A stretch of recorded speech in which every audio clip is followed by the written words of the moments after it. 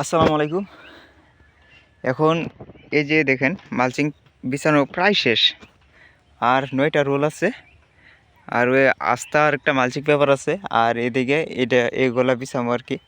তো এই এখানে আছে 2 4 6 8 9টা, সব মিলে 18টা রোল আছে। এই 18টা বেড বিছানোর পরে মালচিং বিছানো শেষ। তো এখানে মালচিং দিয়ে চাষ করলে আর মালচিং ছাড়া চাষ করলে কোনটাতে খরচ বেশি?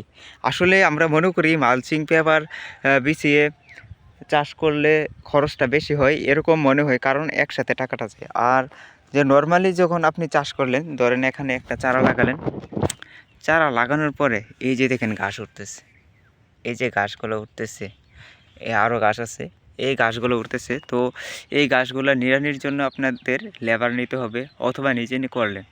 তো এখানে কিন্তু অনেক টাকা খরচ হচ্ছে। তাই হচ্ছে আপনি মালচিং পেপারটা বিছালেন, একসাথে টাকাটা গেলো, ধরেন একটা মালচিং পেপার 5,000 5,500 টাকা, তাহলে তিনটাতে ধরেন 3 5 15,000 16, ধরেন 17,000 টাকা গেল সব মিলে।